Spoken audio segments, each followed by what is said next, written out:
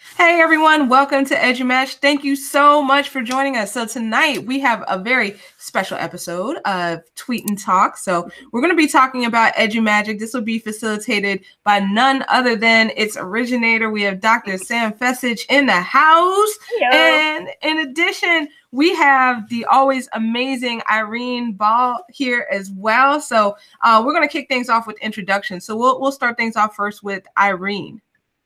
Hi, everyone. I'm Irene. I'm in Baltimore, Maryland. I am a lecturer in educational technology at Loyola University, Maryland. So happy to be here again.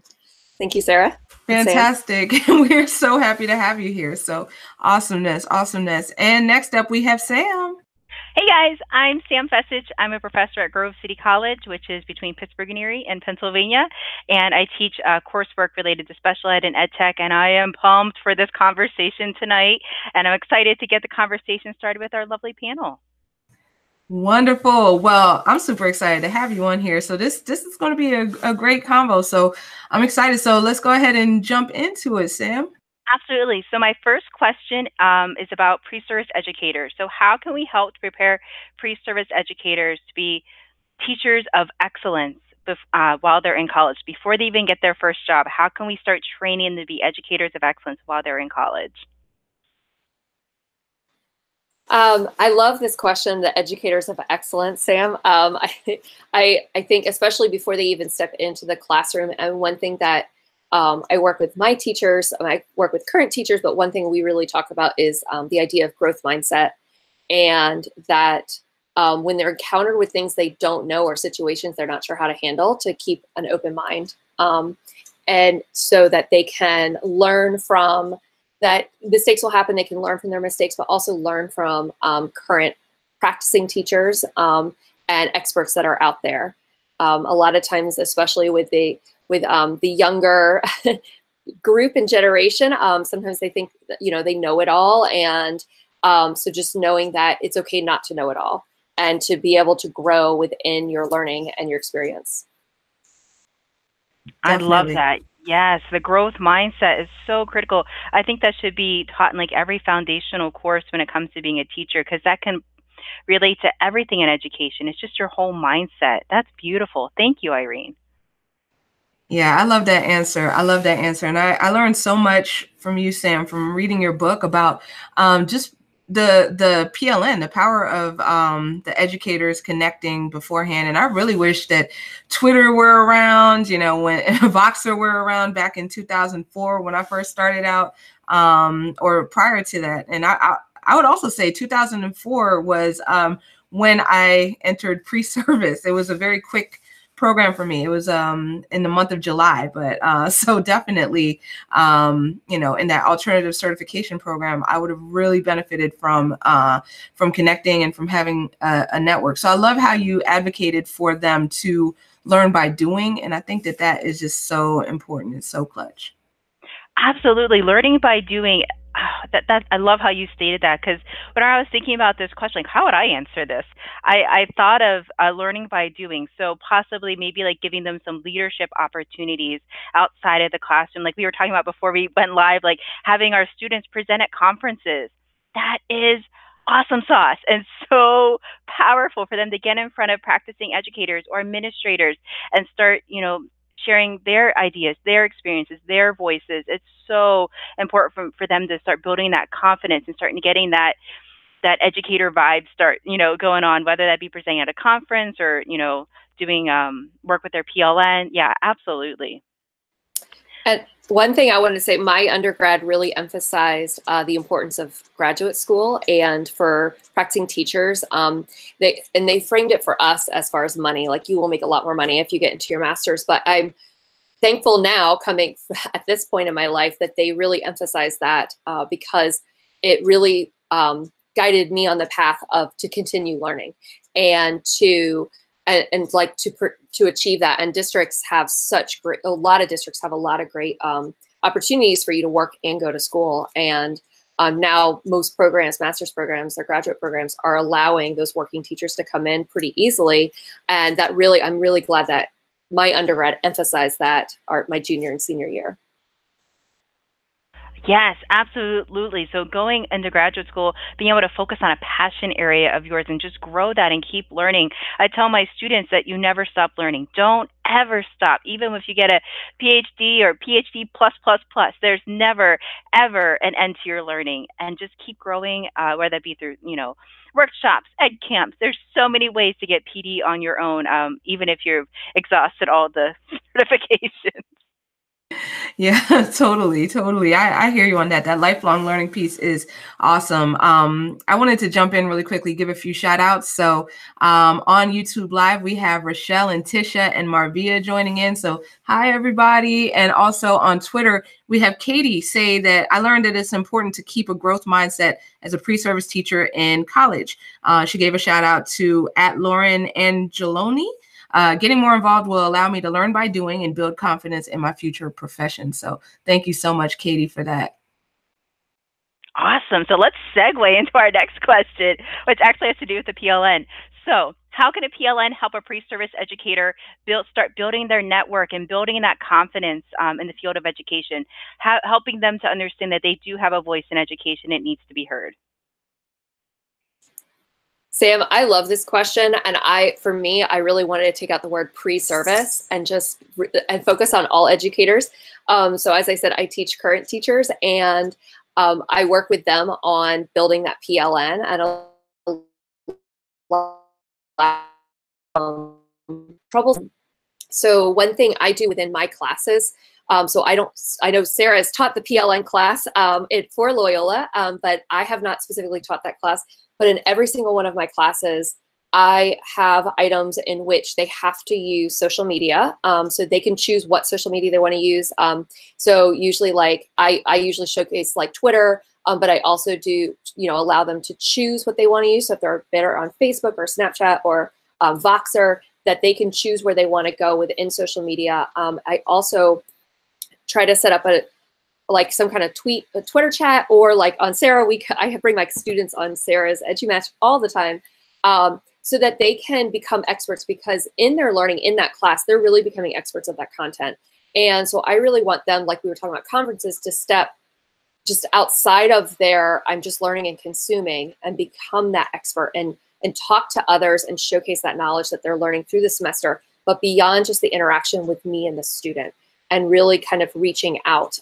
With one of the courses I'm teaching, they have to research, and one of the pieces of research is that I don't emphasize the peer-reviewed research. They have to find blogs, Twitter chats, current educators using the tech or the tools that we're talking about, the strategies, and deciding if it's good information or not good information. Because when they leave the university, when they graduate, they're not going to have access to these peer-reviewed research. That's amazing that the libraries offer, but they will have access to the blogs, the Twitter chats, to just the random teacher posting on Facebook groups. And so they'll have to determine what is good and what isn't good. So setting that up within my course helps them see connections and learn from others that are outside of just my knowledge and what the library can provide.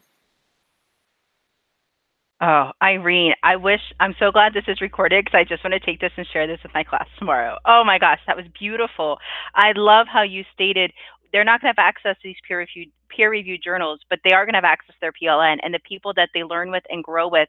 And I do a similar thing with my class. I'm like, guys, you're not always going to have your roommate or someone down the hall to chat with about XYZ education topic, but you will have your PLN. You will have those teachers, those administrators, people you've connected with and started making those professional relationships with, that can really help you stand apart from others, doing a job search when it comes to a pre-service teacher.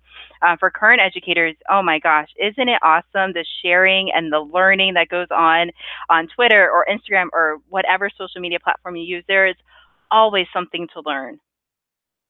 Yeah, totally. There is so much out there. It's like drinking from a fire hose. Sometimes it feels like. I've heard people use that metaphor.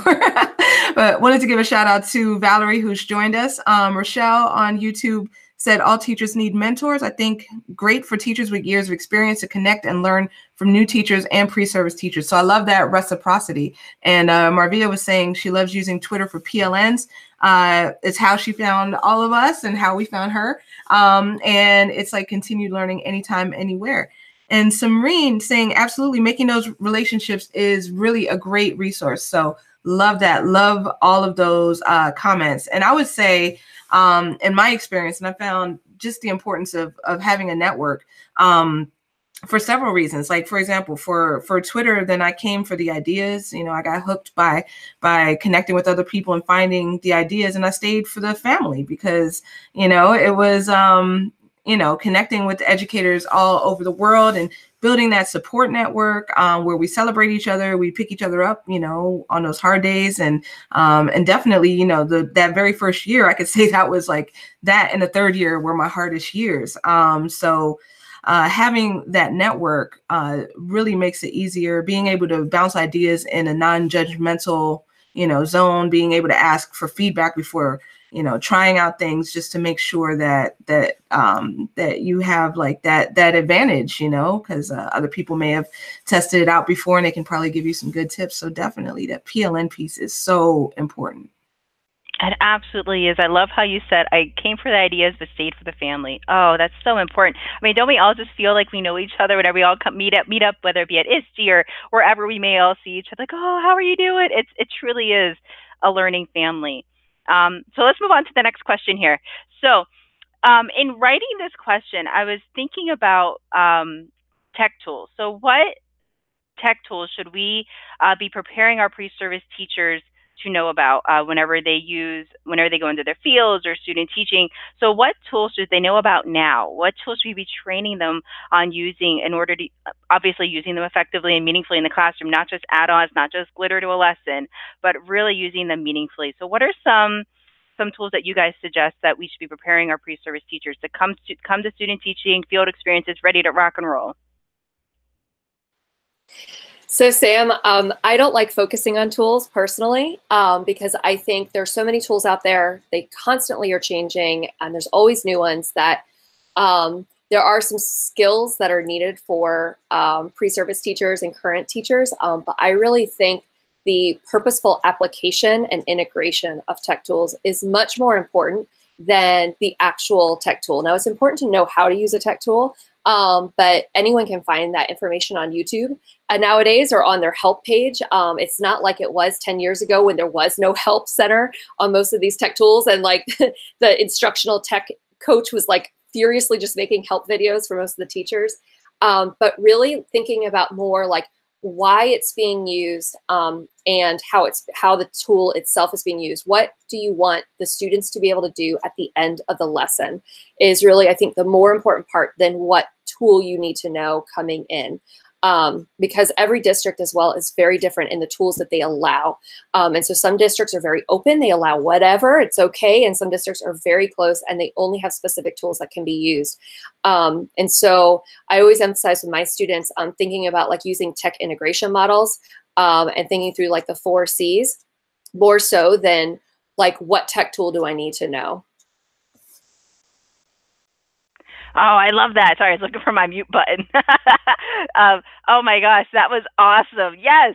I love just your focus of learning how to integrate it purposefully into the classroom. And yes, tech tools change from year to year, from month to month even, you know, from pay model to freemium to whatever. So we need to be able to prepare them with those skills that go around using different tools like the critical thinking, the creativity. What do we want our students to do as a result? Oh, I love that. Yes, yes, yes. Yeah, me too. Me too. And I would agree with what Valerie said on the YouTube Live. She was saying any tool that helps them produce content. So I would agree with that. And definitely opening it up to them for what they would pick, but also, you know, demonstrating some other ones, having them learn from one another. But kind of echoing what you both said about just having the mindset to be constantly learning. Valerie also said you can never learn it all in one moment. It is never ending, and knowledge is constantly evolving. You must stay plugged in. And Marvia has she gave a shout out to Coffee EDU as a space to connect. So she says, I connect with all kinds of educators. So I think that is good for pre-service educators to see how much connection matters. And she said one more thing about technology should support teaching and not replace it. I like what Casey Bell says in her book, Shake Up Learning. The tech should facilitate and not replace the teacher's expertise. So great comments from everybody. Absolutely. And so I wanted to jump in with what Sarah was reading and talking about, like, with technology and, like, you know, I brought up the 4 Cs. I think pre-service and current educators, I think they need to know strategies opposed to specific tools, strategies for integrating technology in the classroom. How to manage students in a one-to-one room is much more important than what tools should you have the students plug into, but how to scaffold and do gradual release of abilities for students. So you have students from all age ranges, you know, with your pre-service teachers and your current educators, they span that K-12. And so the ability, the tech ability for students varies from person to person. So like the kindergarten teacher, their tech integration looks vastly different than the high school educator. But at the same time, it really depends on where their students, what integration they've had before. So those high school seniors may still not really know how to type well. And so knowing your students and knowing what would work best for them and what they need to be able to do, going back to kind of like those tech integration models and the best practices for teaching and learning is much more important than knowing any one specific tool. Oh, that was beautiful. Irene, you're like 4 for 5 for 5, whatever number we're on. That was awesome. I love it. Absolutely. There is so much of a difference between not only the teacher ability, like if they're going to be a kindergarten teacher or a 12th grade trigonometry teacher, but also the students that they're going to have. The tech is going to look so much different in each of those classrooms. So being able to prepare them with things like, would you say maybe the SAMR model or the TPAC model, 4Cs, those types of strategies? I'm sorry, say it one more time. Sorry about that. I was thinking, so whenever you said thinking of strategies to work with the educators, were you thinking of like SAMR model, TPAC, 4Cs, those types of things? So with strategies, I was thinking more along the lines of like how to build in scaffolding within, so that you're not, I tend to dive in the deep end, if you will, with technology with my students. And so I've been learning how to back up and to have the students build their skills so that they're not overwhelmed at once, so that when we're in a class, I'm not answering 20 how do I questions, but that's built throughout the semester or throughout the course. And so then the students, by the time we're starting to get to the more complex things, they've been able to master the more basic pieces because I started small and grew it. It's those kind of strategies more so. The tech integration models like SAMR and TPAC and TIM are important to know as well, with the integration of what the students will be doing, but then how to manage that once you're in front of the students is also really important. Absolutely. Thank you so much. That was awesome. Lots of things to be thinking about when we talk about teaching teachers how to use technology in their classrooms. So let's talk about, maybe have a couple of student teachers or teachers, pre-service teachers going to be student teaching soon. What advice do you guys have? Can you remember back whenever you were a student teacher? What advice do you have for them? Oh, we have one on Twitter. Whoop, whoop. That you can impart on them. What advice do you have for that pre-service teacher that's watching our broadcast? I'll pop in real quick. So Alex just dropped something great on Twitter. So Alex Henderson, thanks for joining us. He says, since I am a pre-service teacher, I would say my advice for any students coming into the program is that it's extremely important for you to take every opportunity to learn. Every moment in classrooms and in your own classes provides a moment to learn from. And he hashtag Gen2108. So definitely shout out to them. So thank you for that, Alex. That's great. I would say advice I would have is to take opportunities that are presented to you and run with them. I work with a lot of teachers that are presented various opportunities. I believe in empowering my students and all the students in our program, as well as other educators, our alumni, and everyone who's connected with us. And but a lot of times, my students don't take advantage of the opportunities that are presented to them.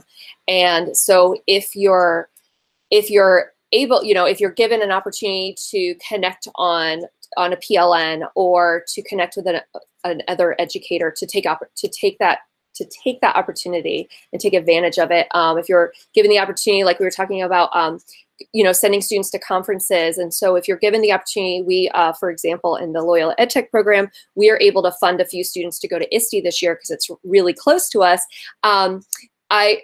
we posted it out there and we only had 3 students out of 240 apply for this opportunity. And so, there's a lot of reasons why you may not, but just taking those opportunities and running with it is really one of the biggest pieces of advice I can give. Absolutely. Yeah, taking advantage of the opportunities that present themselves during a class or during your college career is so important. I always try to include my pre-service teachers on going to conferences like our local ISTE type conference, ed camps. We have them planning ed camps, workshops, webinars. So I try to, hey guys, I'm writing a blog post. Join me. Hey guys, I'm doing this. Come on, let's do this. It'll be fun together. Just encouraging them to get their name out there is so important.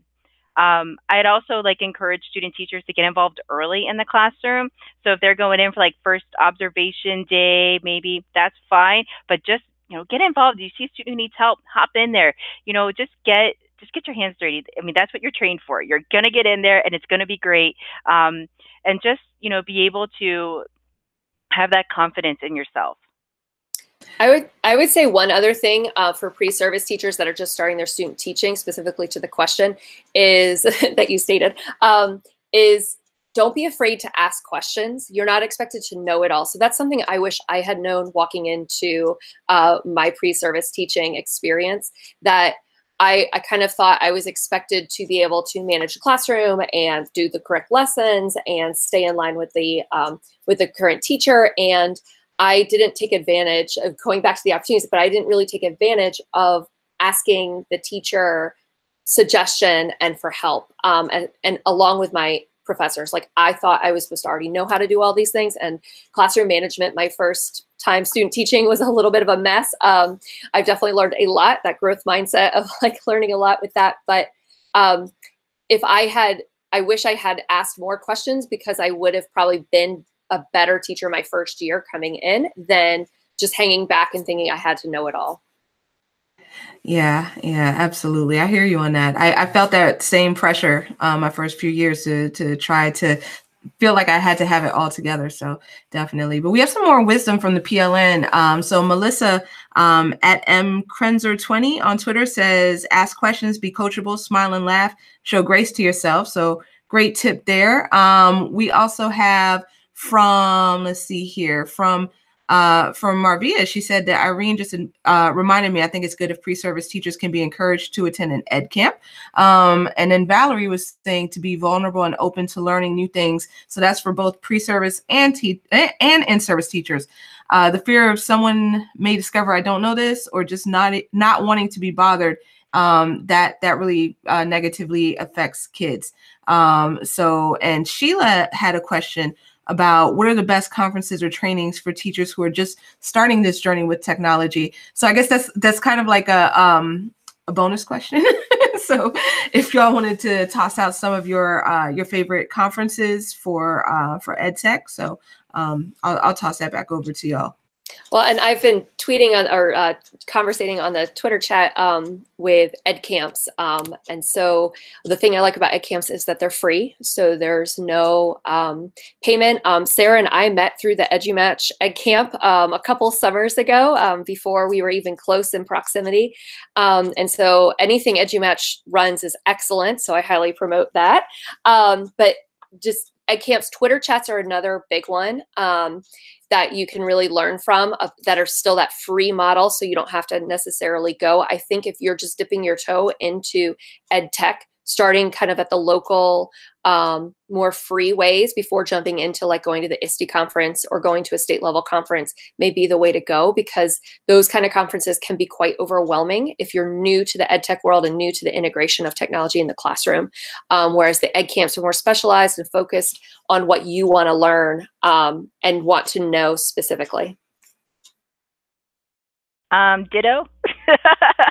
Absolutely, yeah. Ed camps are fantastic. Twitter chats are awesome.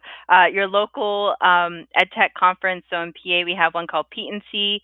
In Pittsburgh, we have one called TRETC, the Three Rivers Ed Tech Council, which is phenomenal. And then ISTE conference as well. Yeah, so pretty much everything Irene said. But I wanted to go back to the asking questions that Irene and Melissa were talking about, Melissa from Twitter.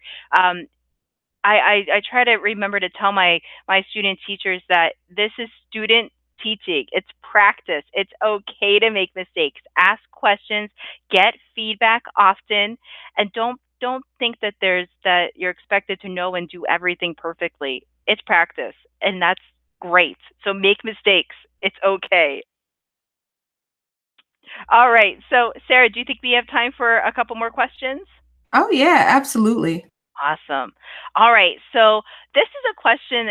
This next one came about through a Voxer chat that I was having with a couple of other educators regarding the love of learning. So how can we instill this love of learning in our future educators? This idea of never stop learning, keep growing. What are some ways that we can help do this from a higher ed perspective?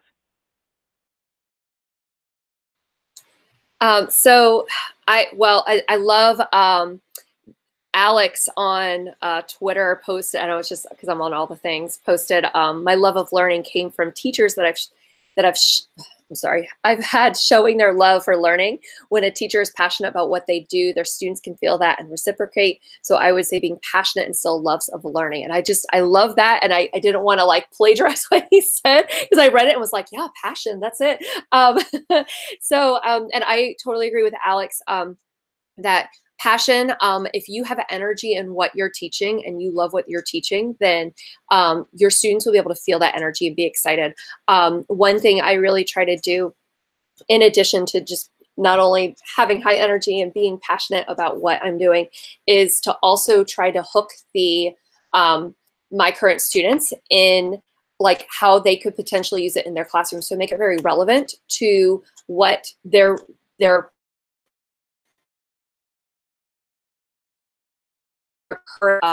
if they are not so interested in a specific topic, that maybe they can find more information on that topic based on an interest of theirs. So allowing my students, not only my passion to show, but my students to pursue their passions within the different topics and find what's relevant and authentic for them.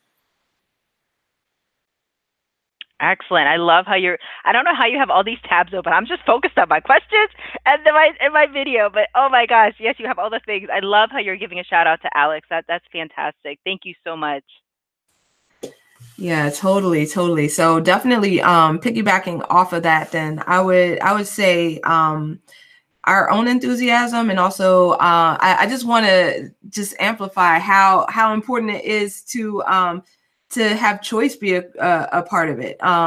So I kind of alluded to my first few years being not so great, but when I did kind of get the bug and find my wings and just really love to explore different things that interested me, that was the first time I went to a conference. So when I started going to conferences, that was around 2008, I want to say. Before that, I had PD that was kind of thrust upon me. But 2008, 2009-ish, I went to my very first conference where I got to go to different sessions that interested me. And from there was no looking back. It just went from there. And then, there was a conference where I learned about PLNs, and, the next conference had a hashtag. So I joined Twitter on my non-tweeting to VH1 stars account, and, created a professional account. And, just from there, just kept on getting more and more inspired. So definitely that choice piece has played a huge part in my life as well. So definitely wanted to second that. Okay, Sarah. So I guess I just assumed that you've always been on Twitter forever and always, because you're Sarah Thomas. And of course you've been on Twitter. But see, that just goes to show the power of a PLN, the power of being a connected educator. It is so cool. All right. Shall we go to our last question? Awesome. Okay. So what are some resources that you can recommend to anyone regarding teacher preparation? So anyone thinking about becoming an educator, maybe somebody who's taken a couple of ed classes and are thinking about dipping their toe in the wild world of education, or maybe somebody who's student teaching. So all the resources. What do you guys recommend? So there's a really good podcast I listened to, Teaching in Higher Ed by Bonnie Stakoviak. That podcast is great for anyone who is working with pre-service teachers. And I also have to plug EduMagic, the book, just amazing stuff from Sam, and well, I'm not going to spill the beans. I'll let you talk about any kind of future direction, but those are two. Also, shout out to ISTE Digital Equity PLN. So I've been on a few webinars that have specifically been about digital equity and teacher prep programs. So I'm probably going to miss some people while shouting out names, but Dr. Nicole Howard over in California. We have Dr. Bettina Shea. I'm just going to say people's names because if I'm like doctor. So yeah, Nicole Howard, Bettina Shea. We have Raina Leon. We have Abby Futrell. Oh my gosh, so many people. And if I try to think of all of them, my head is going to explode. But just check out the YouTube channel from ISTE Digital Equity. And there's a bunch of resources on there about teacher preparation. And check out the Closing the Gap in Teacher Prep Programs book as well by yours truly and Nicole Howard and Regina Schaefer. So my shout outs are going to be a little more old school compared to Sarah's. But I wanted to bring Marvia Davidson on the Twitter chat said that Harry Wong's first day of school was helpful. And I was like, there's this book by like this guy named like something like Wong. That's really good. So thank you, Marvia, for posting that, because I agree with her that book is really good. For me, another really good resource is the educators that you went to school with, if you're still connected with them, as well as the professors and the instructors that you have in your university to connect you. A lot of times, if you're new, especially if you're new with like connecting professionally on social media, or just reaching out to strangers, if you're someone who's not really willing to just jump on and answer questions like to this kind of format, or like is interested in doing a Twitter chat, doesn't see the value in it yet, then connecting in that face-to-face or just through email is also really powerful. And just knowing kind of like, what would you have liked to know before you walked into the classroom? A lot of times just asking those kinds of questions helps you grow as a learner and know like, okay, I should be expecting these kind of things coming into pre-service, or I'm interested in becoming a teacher. Why should I? And talking to current educators just in your local community is really important.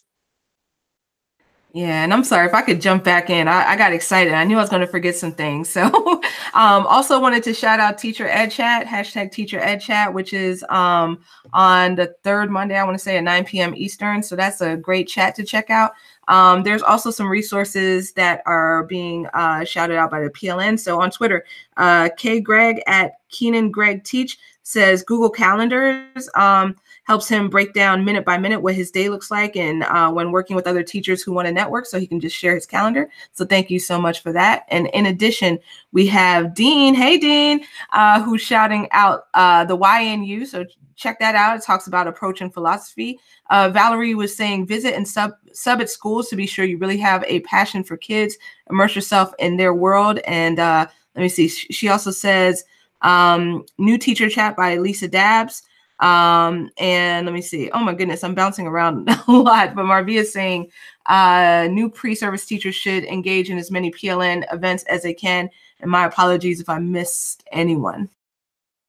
No, you guys did awesome. We got old school and new school. Nicely done. I was hoping somebody would say the Wong book. I was like, yeah, I think everybody knows that book. It's phenomenal. And I love how you're bringing up the PLN and getting connected as pre-service teachers. So important. Well, thank you so much, ladies, for an awesome conversation. I know I'm excited to get back in the classroom tomorrow and share a lot of these great ideas that we've talked about. Thank you so much for your time today. Oh, thank you. Thank you, Sam. This was excellent. And thank you, Irene. Both of you all are just, y'all are amazing. So I'm very honored to know and learn from both of you. So thank you for that. Thank you to everyone who is joining us on YouTube Live. So great conversation. Love it. So definitely saving that chat. In addition, everyone who joined us on Twitter. So we are going to, drop this also as a podcast. And on Facebook Live, we will premiere it, or not Facebook Live, I'm sorry, on Facebook. We will have the Facebook premiere in a few weeks, as well as the audio only version of this podcast. So definitely check that out. New for pre-order this week, we have DigSit Kids, which will be coming out February 6th, so you can pre-order it on Kindle. So shout out to Mary Alice Curran, as well as her son Curran D, not Curran, but Curran D. So definitely check that out. So great book about digital citizenship, with students, you know, being leaders in that area and having conversations with students about that. So awesomeness. Just wanted to let everybody know our next episode is going to be, I believe it's going to be on the 3rd. Yes, February 3rd. So same bad time, same bad channel. We're going to be talking National CTE Month with Maggie Cox. So stay tuned for that. So if you like this show, please review it if you're listening to the podcast version, and subscribe and all of that good stuff, or follow us on Facebook, or subscribe to our YouTube channel and connect. So definitely. Oh, and if you want to sign up for a panel, thank you so much. I see your question, Irene. To sign up for a panel for the National CTE Month, then go to podcastwithness.edumatch.org/sign up. And to watch, podcastwithness.edumatch.org/tweet talk. So that's it. So thank you so much, everyone, for joining us, and we will see you next Sunday. Have a great week. Super Bowl Sunday. Ooh. Bye, y'all.